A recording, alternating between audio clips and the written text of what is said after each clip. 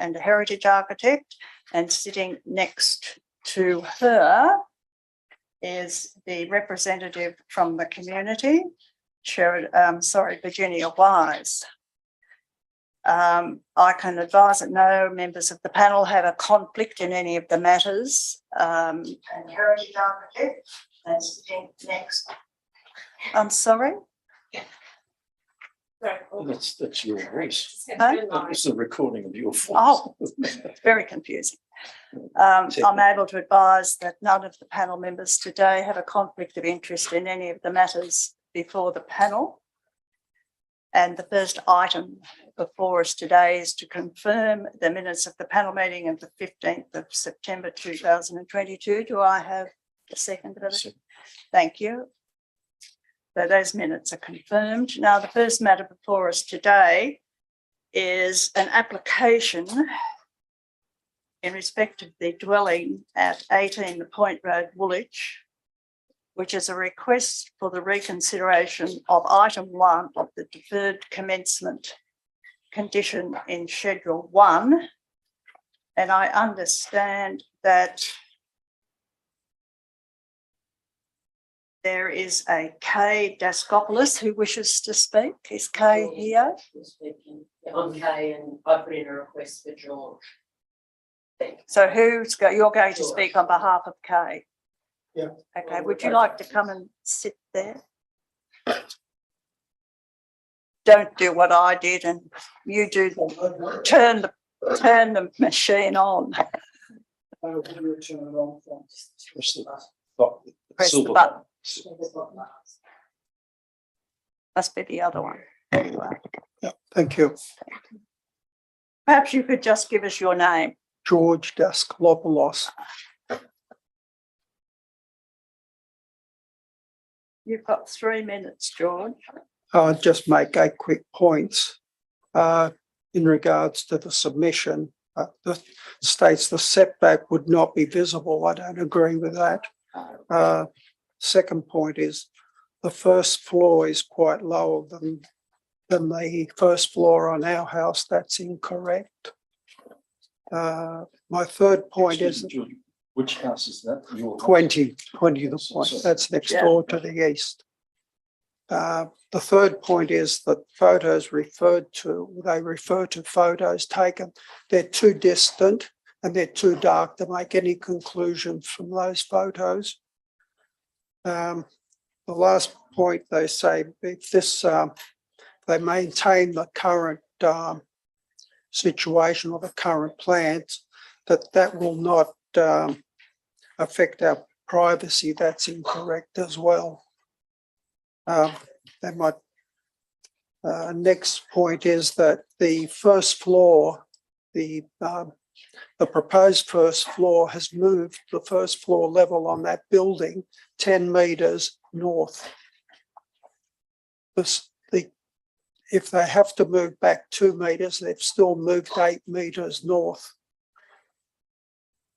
The next point is that as a heritage building, we're not able to move our building and require protection of our own amenities because our ability to move our building further forward is not possible. So this will affect our main area where we sit out, which is on our first floor veranda. So if the submission is successful, we will have our amenities markedly affected. So I do not believe that the reasons given in this submission are valid or correct. That's my summary. Thank you. Thank you. Do any members of the panel have any questions? Yes, I do. Could you just amplify that you said that the first floor was Well, yeah, our first floor level on the adjacent property, there's no building that goes back from our north building line. It is set back about 10 metres, 8 metres, 8 to 10 metres, and it is being brought forward 10 metres. The council submission that the bedroom is recessed 2 metres still means they've moved forward 8 metres, which is more acceptable than now having a building sitting further north 2 metres than we are, outside our main front entertainment area, and having a building being north of that. So that's going to block off the views from the river, and it's also going to affect our privacy with the building sitting in front of us. And so what you're saying is that it hasn't been, you think it should stay, that the condition should stay Yeah, the way it The is. council's condition should stay. So, It's going to affect our privacy. The building's already going 10 metres forward. This will mean it'll only go 8 metres forward. but you're saying, okay. The council's statement. Yes, I remember going there before the last meeting. Chair. Yes, I assume then that the photographs which you refer to in your mind would be deceptive, if I could use that Well, word. you can't make Perhaps anything not, out of but not fully indicative of the problem. Yeah. In that they only show it from, as it were, front on from the it. water rather than from the angle, which is what you Yes. need. And also it has, the further back you set it, you lose all aspects of it. There's some, the photos have been taken with the shading at the front. So if you get shading at the front, you can't get any clarity. There has to be a photo with the sunlight showing at the front to give you an idea of how it looks. Thank you. do any other members of the panel have questions? Sheridan? No, I think that's it. Virginia? Thank you very much. Thank you.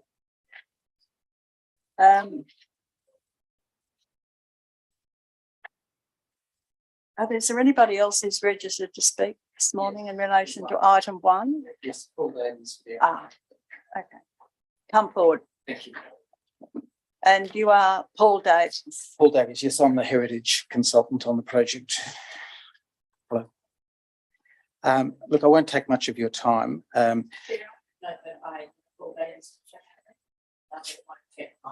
No. I don't think we've ever actually worked I together, think have we, Chair? probably if I don't think we have, no. we had to excuse ourselves every time Yes. There'd be a no one planner or left. architect I know, turns up, we would never, ever. that's the way it goes. I'll keep it professional, Chair.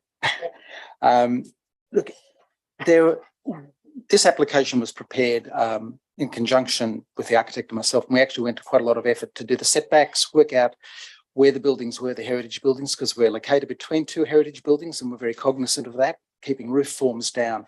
And I think there's been a lot of discussion with council over it. Materiality, forms, those sorts of things. In fact, even the demolition was discussed at length.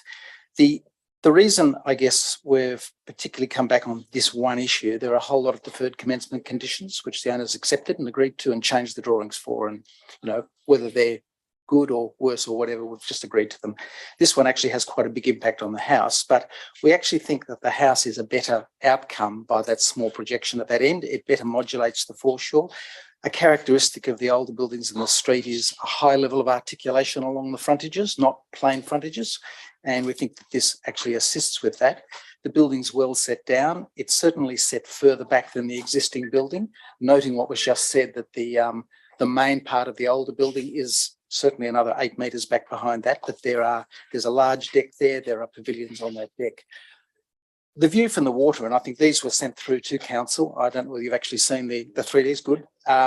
Gives you a pretty good idea that visually, in terms of waterfront view, the changes are really inconsequential, I believe. I accept that it has some impact on the neighbour next door because we're slightly further forward than what the council conditioned, and that is inevitable because obviously the building is sitting forward, and I understand that view. We just think that this is a good balanced outcome. It's well within all the controls. I think the design is highly responsive to the setting and puts a lot of open space around the building, and we just encourage council to approve it. Thank you, Paul. Do any members of the panel have any questions? No. Sheridan? What's your view of the condition regarding the 2 metre additional 2 metre setback? I think it adds value to the property in that obviously the house is designed around that room having that 2 metres. If we don't have the 2 metres, it's got to be redesigned at the inside of the house because the room won't work. But that is not impossible to do, but it's a reasonable rearrangement of the inside of the house. I think the thing for me is that I don't think it's an unreasonable form in that setting, given the context that it's in. I don't think there's any adverse heritage impact from it. I accept that, the neighbours say there's a small amount perhaps of amenity loss to them, but I think the amenity loss is already there. We've got a deck there already. If the setback was 2 metres, there'd be an open deck there. So it wouldn't really change a lot of that impact. I'm sure they'll have a different view, and that's perfectly reasonable. I just don't think much is achieved by the 2 metre setback at all. I think if we thought it was, we wouldn't challenge the deferred commencement condition. John? No, thanks. Virginia? No? Thank you very much. Thank you. The decision of the panel will be available on the council's website in due course. We go to item number 3.2. It's an application for the review of a determination for alterations and additions to an existing dwelling at 25 capital B Wyberlina Road, Hunters Hill. I think Andrew Martin's here. Do any members of the panel have any questions of Andrew? Sheridan? Just not so much a question of Andrew as a question of the council. Has the owner consent to the boundary adjustment been registered?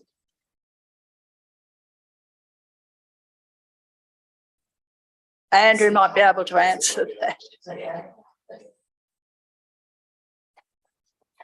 Thank you, Chair.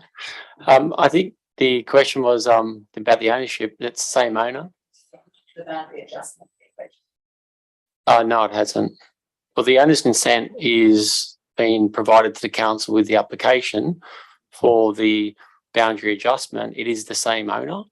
So the owner owns obviously the 25B and 25A, and obviously we thought it was prudent to bring that. Actually, council wrote to us and asked us to merge the boundary adjustment into the application.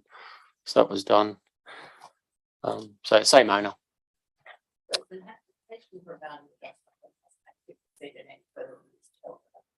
That's right. We didn't want to preempt anything, panel. Any questions, Virginia? That was my second. Any further questions?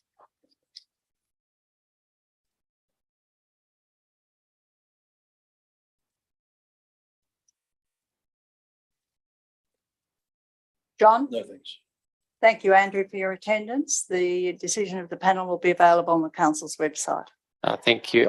Because I was going to present just a bit of comfort for the panel in terms of a recent court case with Hunters Hill Council, that you could just feel comfort in terms of dealing with 4.6 and all these issues, and the access handle issue was Ainsworth versus Hunters Hill 22 and SLEC 1. You had a copy of it there, have you?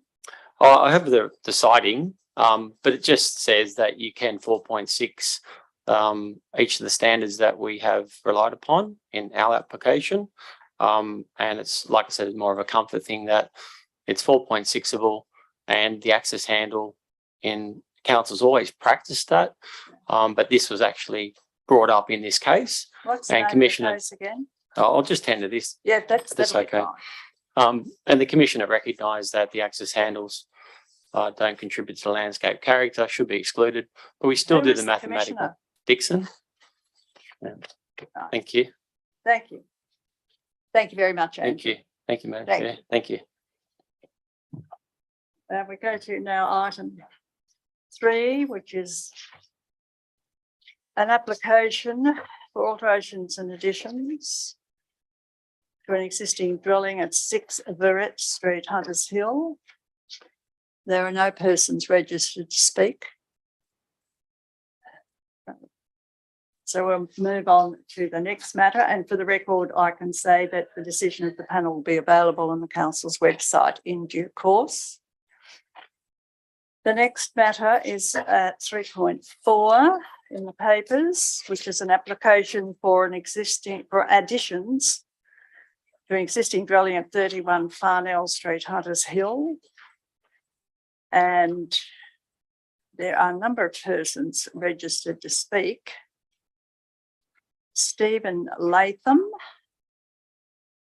Thank you, Stephen. Sorry if I sound a bit strange, ladies and gentlemen, but I have terrible hay fever and it's really affecting my throat and everything. So if I sound odd, that's why. It's okay, you're very clear. Very hopefully it's not too bad, hopefully it's someone else person. Okay, Stephen. Okay. Thank you for allowing us to address this meeting and voice our concerns with the proposed developments at 31 Farnell Street. Oh, excuse me, could everybody ensure their mobile phones are turned off? Sorry about That's that. okay. So my name's Stephen Latham. I reside at 29 Farnell Street. And so if you walked into the site today, we're on the right as you walk down the driveway. As per our written submission, we have a number of concerns that I would like to highlight today. First one is privacy.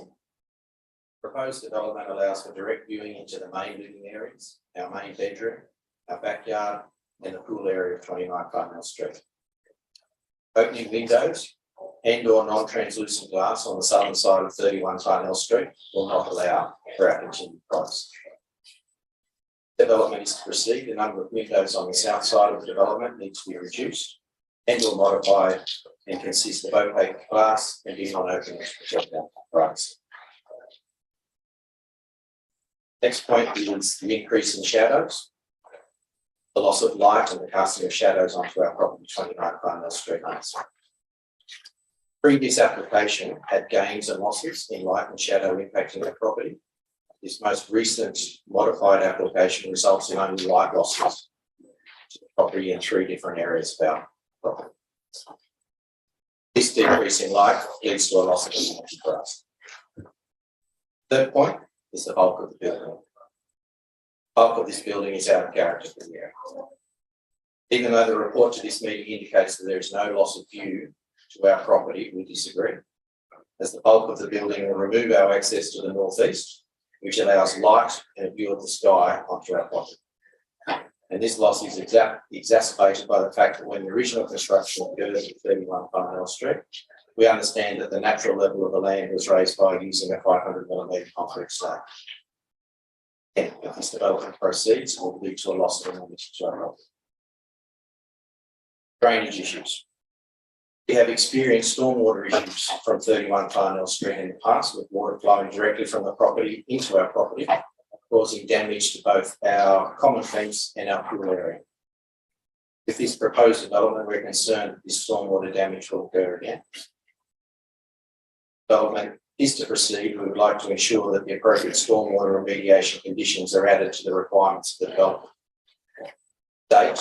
We have seen no evidence of this, and no one has sought details of the concerns that we've had and or raised, and the experience had in the past with stormwater damage. Next point is insufficient landscape areas. We note that the development fails to meet council's own requirements for landscape areas, and we ask council to apply their own standards to the application. Our concern is that without compliance with landscape areas, our property has a high risk of suffering from stormwater damage.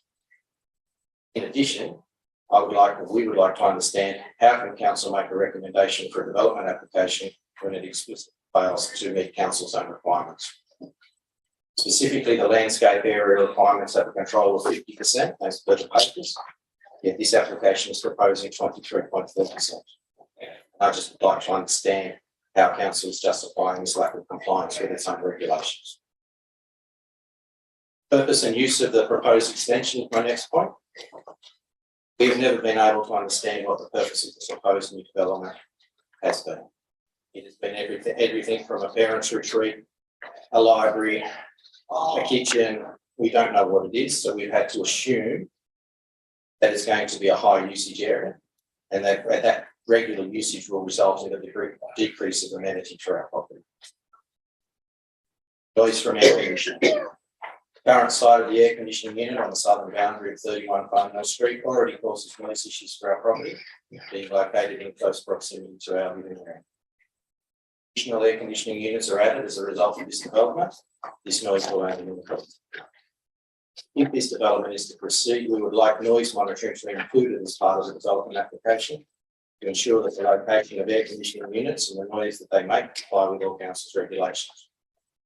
The report to this meeting confirms that the south side setback does not comply with council's own regulations. We would again like to understand how council is justifying this lack of compliance with its own regulations. Once again, thank you for letting me speak at this meeting. Thank you. John, do you have any questions? No, thanks, ma'am. Sheridan? No, thank you very much. Virginia? I do have a question regarding the stormwater, which is obviously an issue. Okay. Is that surface water or is it deep set? What do you get? Okay, not quite sure of your question, so just So when bear with me. Pours with rain, is it just a runoff from the driveway area? Yeah, So it's not deeper than that, it's purely just a surface runoff. if I understand your question Yeah, so correctly, it yes. pours with rain, The it's got to go pours with rain somewhere, so lands it's on heading the towards your place. Lands on the hard surface of the driveway in the back area there. Okay, When there's too much water, it then all comes into our because area, you're lower than Because they we're are, lower. and then it all ends up in the river. pushes, Yeah. ultimately ends up in the river, Yeah. but it goes via our pool. Okay, So what has happened is it comes through the fence has been bent out of shape in the past, right, okay, and then it just pushes a whole lot of debris, soil and rock and gravel into our pool. okay, so to the residents to the left of the premises, the other side, are they receiving any stormwater surface water as well? So Like your 31, 29, 27 or so, Yes. not that I'm aware of, because it would go into our pool.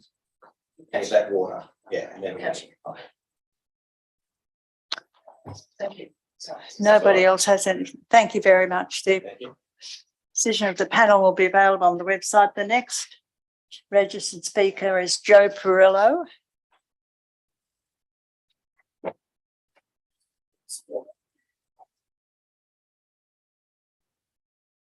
For the purposes of the recording, can you give your name and Sure. address? Thanks.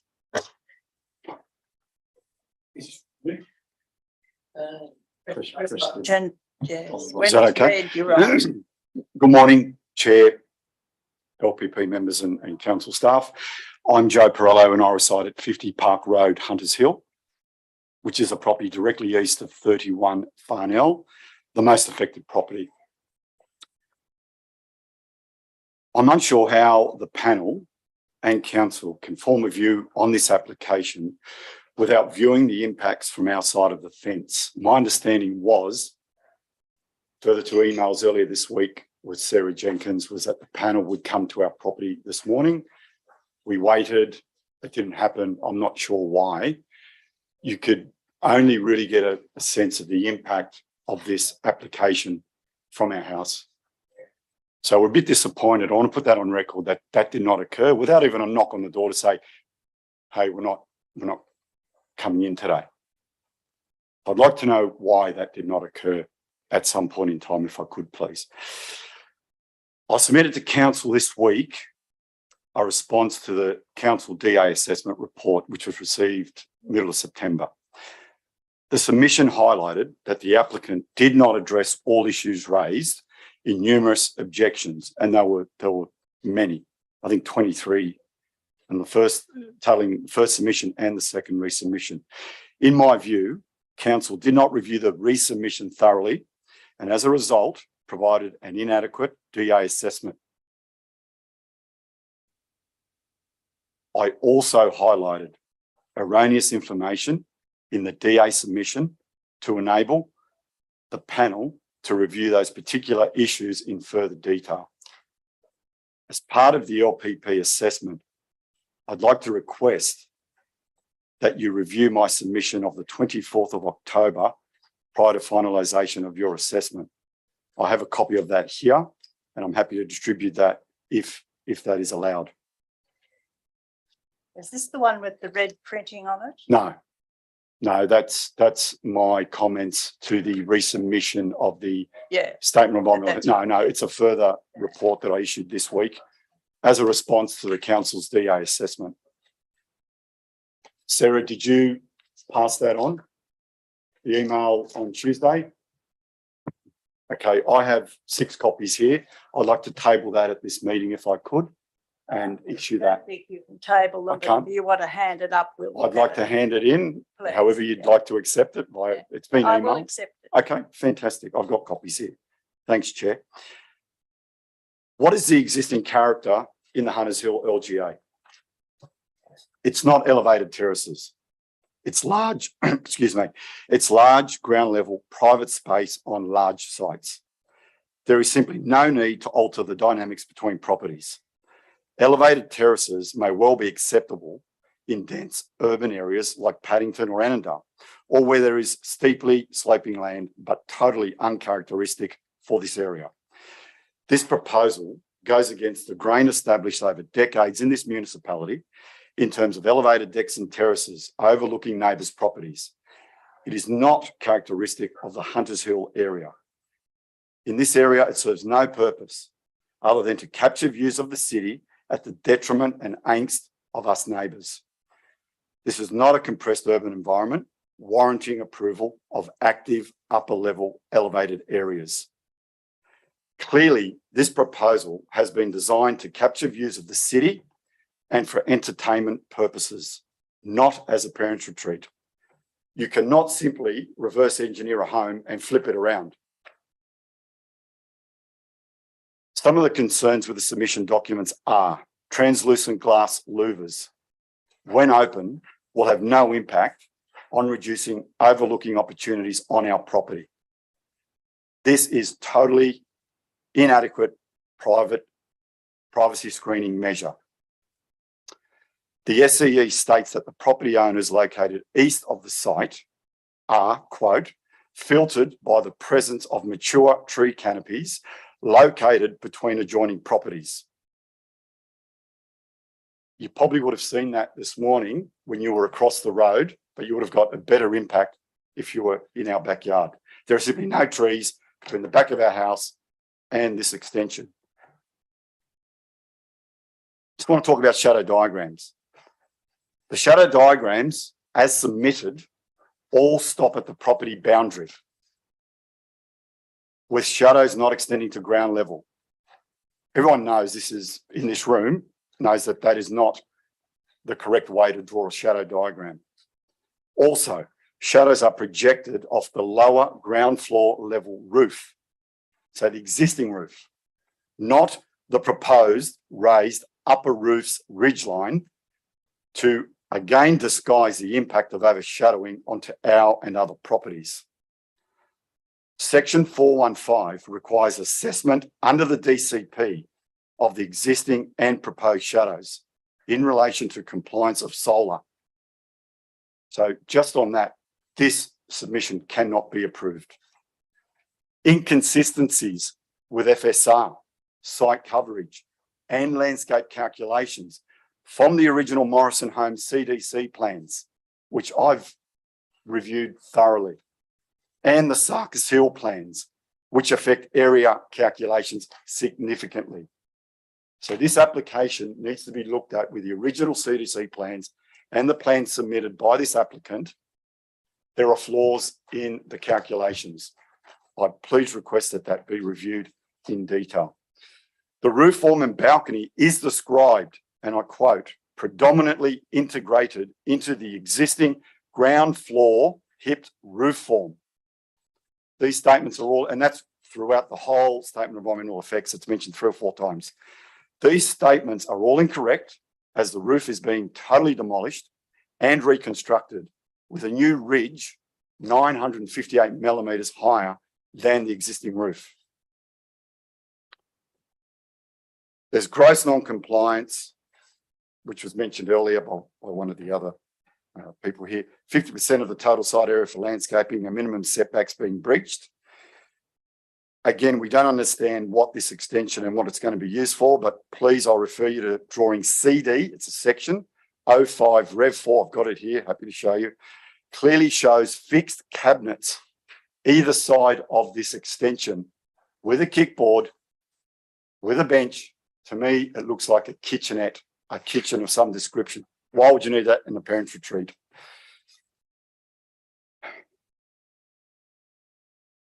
The house is already a 5-bedroom home. We have no issue if they want to build a parents' retreat, go for it. However, it needs to be within the roof form without a balcony. We will not support a balcony, neither will any of the other neighbours. In conclusion, we hope the LPP incorporate into the consent conditions the deletion of the elevated terrace to assist some way in addressing our concerns.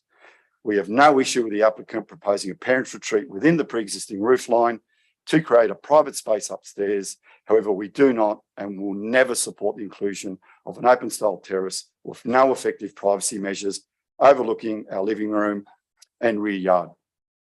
Thank you for your time this morning. Any members of the panel having any questions? No, thanks.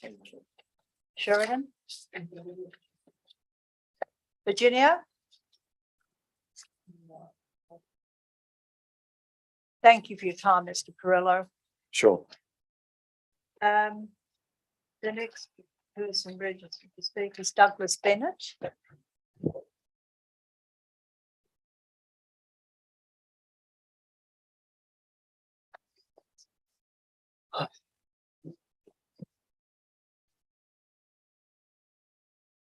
Right. So members of the panel, my name is Douglas Bennett. I'm a senior town planner at Precise Planning.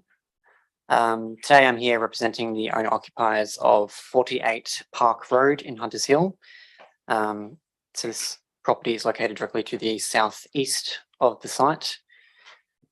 Now, there are several reasons why this application should be refused by the panel today. This proposal represents an overdevelopment of the site and would exaggerate the site's existing non-compliance with clause 6.9 of the Hunters Hill LEP. Now, this has the potential to establish grounds that the development standard in Council's LEP has been virtually abandoned by the Council and has the potential to uproot the landscaped character of the locality. In addition to this, the proposal is broadly inconsistent with Council's R2 zoning objectives, specifically to provide for high levels of amenity that are consistent with a low-density residential environment. Now, it's worth noting that the existing development at the site is quite uncharacteristic of the surrounding area. The existing dwelling includes a large building footprint in an area dominated by smaller building footprints with large landscaped areas. Dwellings in the surrounding area that do contain second stories include generous rear setbacks for second floors and do not comprise external recreation areas such as southeast facing balconies. The development application's approval would introduce uncharacteristic building elements to the locality and would set an adverse precedent for further development. The main impacts of this proposal that would affect my client's property include adverse overlooking and privacy impacts. The proposed southeast facing balcony will facilitate direct overlooking opportunities onto the private open space of 48 Park Road, where none presently exist. The envisaged impacts are inconsistent with the planning principle established in Davies and Penrith City Council. Now, these principles have been rigorously tested in the Land Environment Court and provide a chain of reasoning aimed at reaching desirable outcomes through planning decisions. The impacts associated with the development are not considered reasonable as they are quite drastic in nature and warrant the application's refusal. Now, in the event that the panel should choose to approve the development today, further design changes must be implemented by way of condition of consent. Such conditions should stipulate that the proposed balcony is to be deleted from the plans to ameliorate the drastic overlooking and privacy concerns. Alternatively, we would recommend that the balcony be fully enclosed and provided with high-sealed translucent windows at a height of 1.6 meters, similar to the fenestration pattern on the east and west elevations of the proposed development. We believe that these design solutions are reasonable and would appropriately address the major impacts arising from the application. To summarize the points made in my submission today, the approval of development in its current form would facilitate similar development in the area and set an adverse precedent. The panel should consider setting its own precedent for such applications by imposing the recommended design changes. Failing this, the panel should determine the application for refusal. I thank the members of the panel today for their time and for considering these matters. John, do you have any questions? Thank you, Madam Chair. Mr. Bennett, Mhm. taking your suggestion that the balcony should be deleted, Mm. The options then would be the enclosure or The enclosure, of- that's right, yeah. of the balcony with translucent, etc. Mhm. What about the glazing at the eastern end? That is the full glazing of that top area. So you're talking about the louvers, the opening louvers. the ones that are proposed Yeah, now on the proposed, outside of the balcony. Yeah. Yeah, so we did look at those that, to the applicant's credit, they did try and address the concerns that we'd raised in our initial submission, but we felt that those louvers were just not simply sufficient to actually address the overlooking impacts that are going to be arising from it. There still will be overlooking opportunities, notwithstanding those louvers imposed. But if you were to get the enclosed balcony, Mm. then that wouldn't be an issue because the translucent louvers wouldn't. No, cause a problem. so the solutions that we were trying to put forward there was on the proposed extension on the east and western elevations, they've got high sealed 1.6 meter windows that we suggested would be appropriate also for the rear, or instead of in lieu of a balcony or an outdoor area. Thanks, ma'am. Sheridan? Yes, I have a question. Mhm. Because you said that the R2 zoning objectives Mhm. found this proposal inconsistent with. Mhm. What would a consistent proposal look like that achieves the applicant's outcomes? Yeah, it's a good question. Look, I think the development itself is already quite inconsistent with those objectives. I mean, as I noted before, it's quite a large building. If you look at any aerial footage of the site and surrounding area, you'll note that it's probably one of the largest houses in that area. So in that regard, any further extension or, alterations and additions to that would just exacerbate the existing development's non-compliance with those zoning objectives. We understand that the existing house was done by CDC, of course, so they wouldn't have turned their mind towards those zoning objectives. But now that it is a development application, that's come into question, and we believe that it would exacerbate non-compliance with that objective. Virginia? That's fine. Do you have questions, Virginia? No. Fine. Thank you very much. Thank you very for much, your everyone. attention. Now we have Stuart Gordon.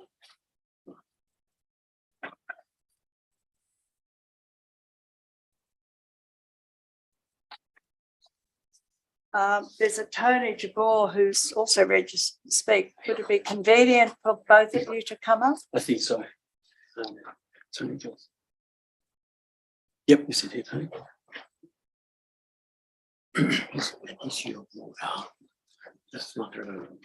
Now, you've heard what's fallen from the members of the panel. What Yes. response do you have? Thank you, panel. My name is Stuart Gordon. I'm representing Mr. Tony Jabor, wife who I'm the only resident of the property. I work for SJB Planning. SJB Planning were not part of the original application. We've subsequently been engaged by Mr. Jabor to assist with taking it forward.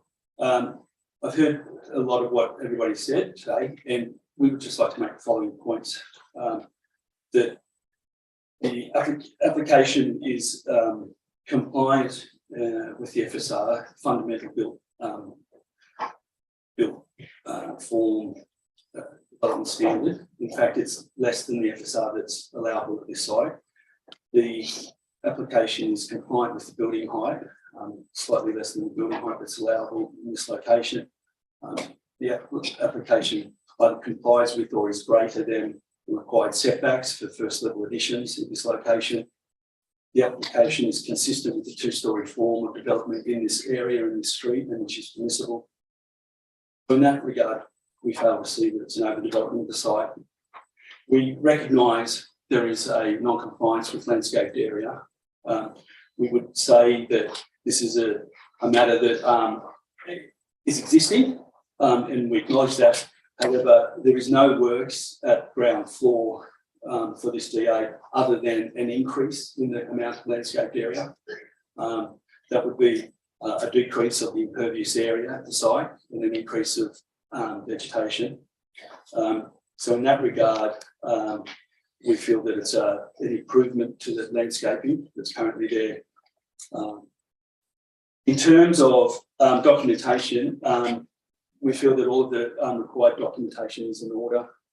All of the council documentation that was required has been provided to council in order to undertake an assessment in accordance with the Act and regulations.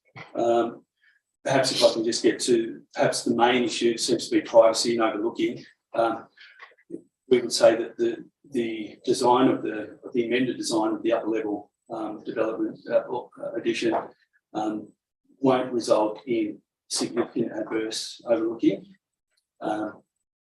All of the side windows have a sill height of 1.5 metres, which prevent downward looking. Basically at eye height, so you can't look down, you can look towards the horizon, you can't look down. They are also supposed to be obscure glazing. That is a fairly widely accepted form of privacy mitigation in planning. We would say with regards to the rear balcony, the rear terrace, it has side walls effectively up to a height of 1.5 as well. And then above that, it has obscure louvers. So the same situation is in place for the sides, either sides of the balcony. With regards to the eastern end, the end of the balcony, Mr. Brooks proposed as the panel would know, a series of obscure glazed, fixed obscure glazed panels. We would be happy if they were to, if it would please the panel, be fixed at a 45-degree angle up. So again, it would prevent downward looking, but still allow views to the horizon and sunlight into the rear deck. I think on that point, also we would point out that the rear setback is more than double what Council's DCP control requires. That control is in place to mitigate privacy impacts. So in this regard, we feel that the privacy impacts are well and truly mitigated or are to an above the standard that could be reasonably expected in a low density residential setting such as this.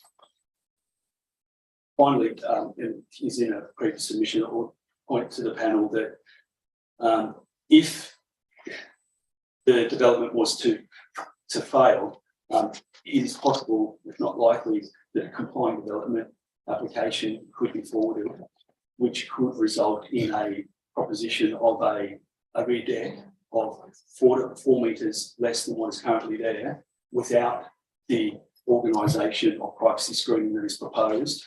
And it could also result in a greater floor area of the upper level. And that avenue is open to Mr. Jabor. But so from a planning perspective, I would suggest with no additional landscaping at ground level. So in a planning perspective, Council has the opportunity to, with this DA, to perhaps mitigate the privacy impacts greater than what a complying development certificate would allow, and also increase the landscaped area that would otherwise be achieved under a complying development certificate. Before we ask you any further questions, I've just been told that Mrs. Perillo also wishes to speak. So perhaps if you could both just stand down for the moment, and we'll let Mrs. Perillo speak, Of course. and then you might be able to respond to what she has to say. Sorry, Mrs. Perillo, you just got left off the list. Sorry, I'm not a public speaker and I get really nervous. And I'm not as I'm technical sure you as will everyone else. Respond very well. But I just noticed, I mean, just in that last thing, then this isn't part of my speech, but when they said that they could go the avenue of CDC, gentleman up there thought that was quite funny, and I'd like to know why. It really sort of disturbs me that, you know, you smirked at that. If there's cameras in the room, I'd like that looked at. You'll need to speak up a little bit. Sorry, I am nervous. So thank you, Chair, panel members and Hunters Hill Council and the assessment team for allowing me to speak today.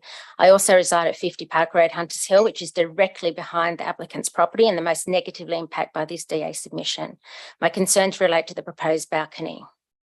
Hunters Hill Council state on the DA assessment report that amended plans largely address the issue raised in the objections, example, overlooking. But to be put simply, they have not. The scale and intrusion into our home may appear addressed on paper. However, it does not demonstrate how both the outside and inside of our home are significantly and detrimentally exposed.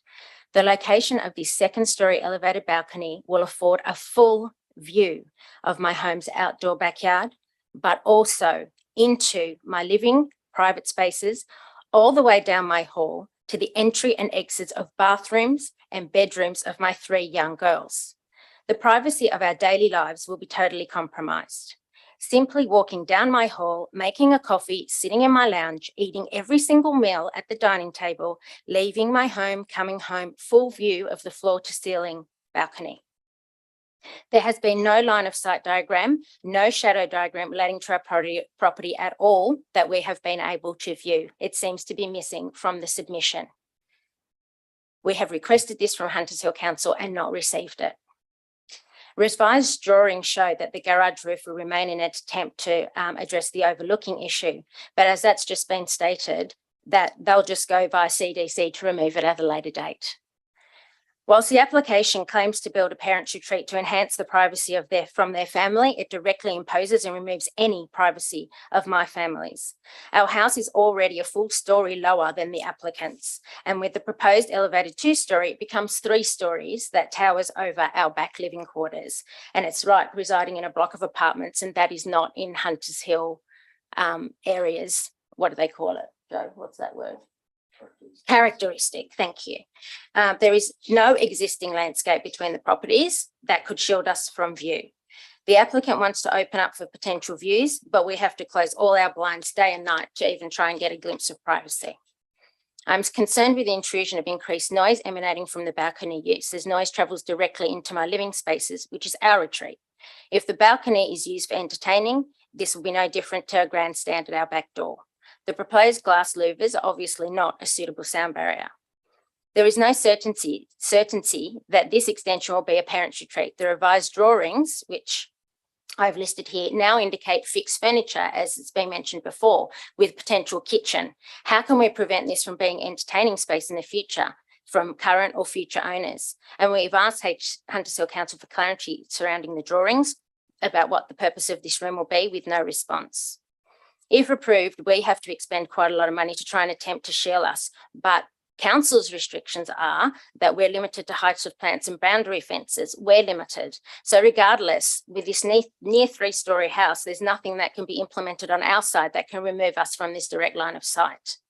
And in conclusion, the proposed balcony overlooking remains an obvious concern to all of the neighbours, with detrimental impacts on all of our privacy, and in particular mine. And I implore the LPP to please review the application, consider all the missing items we have requested and not received relating to this property, and reject the DA application for 31 Farnell Street, Hunters Hill. Thank you. Thank you very much. Now, just a moment. Do any members of the panel have any questions? No, thanks. The line of sight diagram that you requested. Yes. In the submission. In one of the previous submissions. So it's not One of our objections. 28. Sorry. No. That basically addressed the council's assessment report.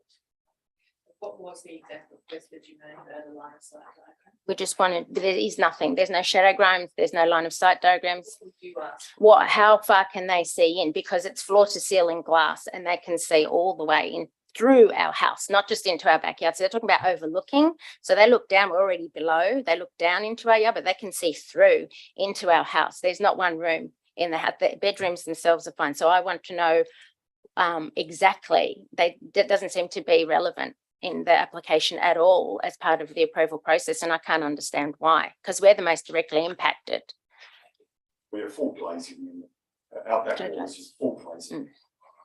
All the way across. And is it true they can do a CDC? That would be very interesting to know, because that would be completely unfair. Do any members of the panel have any further questions? Virginia?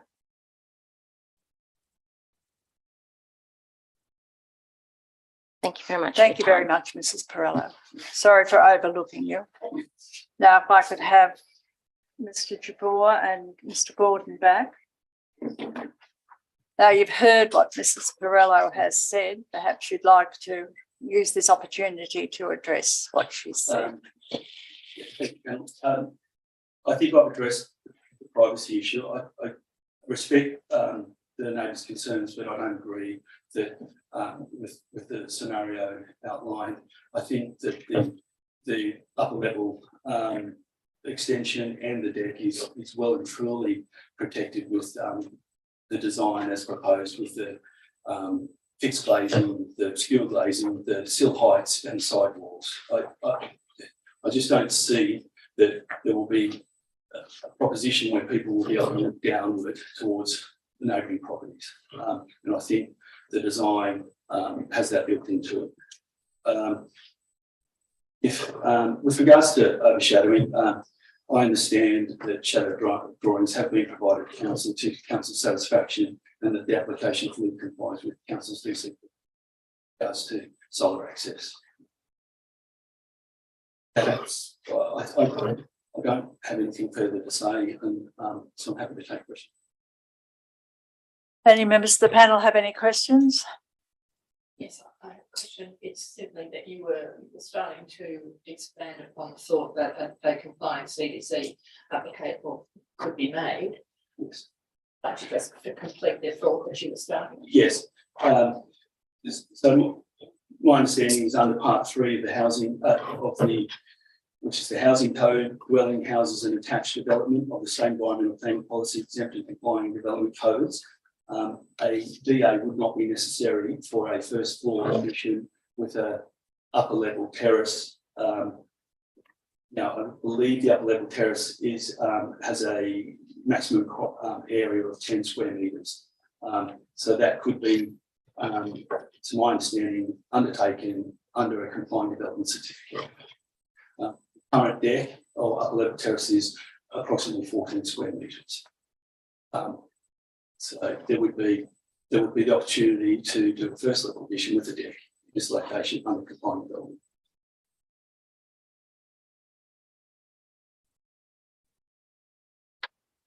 John? Mr. Gordon, sorry. You probably heard Mr. Bennett's alternatives put forward as a desirable solution to this problem. I'm sure you've thought about it. Yes, I would say that effectively the upper level is almost to Mr. Bennett's design, in that the side walls of the terrace are to a level of 1.5 metres, and still the windows or openings above those side walls are frosted, and which is effectively, I think, what it's asking for there. With regards to the rear elevation, as I understand, east facing elevation, I think if I heard him correctly, he'd be asking for a similar 1.5 metre high or 1.6 metre high window in that. I think that's what it was, actually. Yeah, I would suggest that would completely sort of, one of the purposes of this for the amenity of Mr. Jaboy's some views into an outlook and light. It is not unreasonable that he would be able to have some a greater form of glazing in that direction, provided it was perhaps in the form that we propose, which is fixed obscure and preventing downward views. I'm sorry, I didn't. The last part of your answer there, that you would not object to a fixed obscure that is on the east side of the balcony. Let's call it the balcony for the moment. Yeah. And 1.5 high, is that right? The way we have it now is from floor to ceiling, fixed obscure glazing. No, I'm not talking. I'm talking about the balcony itself. Once you're out there, Yep. You know, That is proposed now. but you propose 1.5. No. No, we're proposing a full height. But the gentleman who spoke earlier is suggesting to have a form of wall to 1.5. I don't think he actually said a form of wall. It was more translucent glass, wasn't it? Yeah, I was breaking basically a wall of 1.5 metre. An actual wall of. Similar to the fenestration pattern on the other side. So Sorry. you could close it off into it would almost become G-fade. Probably would. Yeah. Thanks, Mark. No further questions for any? Mr. Jabor, do you wish to say something? Yeah.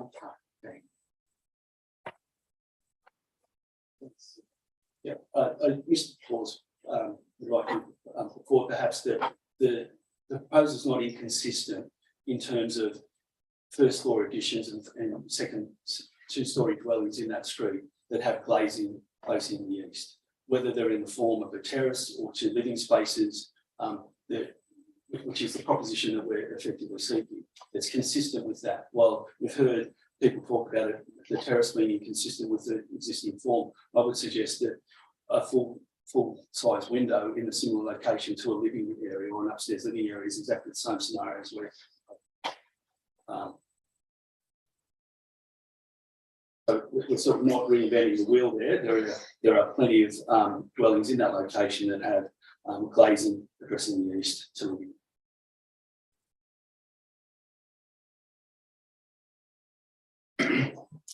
Sorry,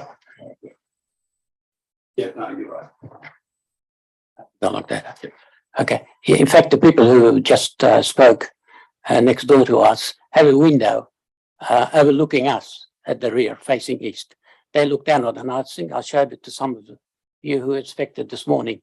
Not only that, but also the two houses up further north, a new house is being built under CDC. It's got two large windows.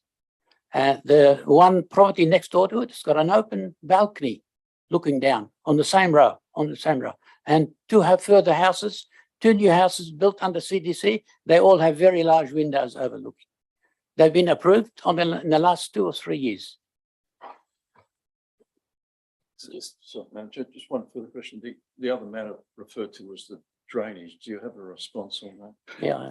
I would suggest that it's perhaps outside the scope of this development, as we're not doing any works to the ground level other than decreasing the impervious area. So if anything, the application will address it in a minor way by increasing the soft landscaping at the site.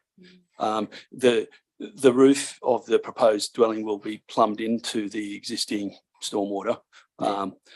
And so in that regard, I don't have a further response. No, it's not true about the drainage. This was an issue when the house was first built, and I believe they built a retaining wall to capture the water into the stormwater pit.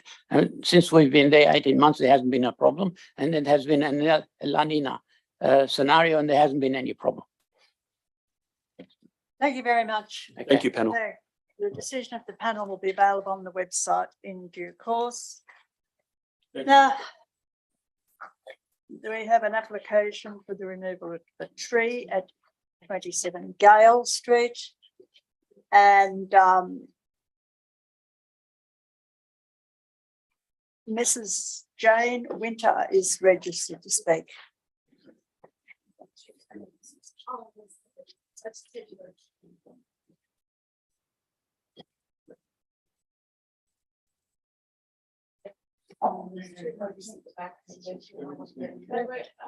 Mr. Perillo, could you tell Miss Winter that?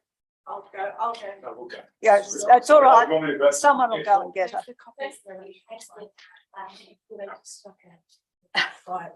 I said she was registered, but she's gone. I think the lesson is never buy on the low side of the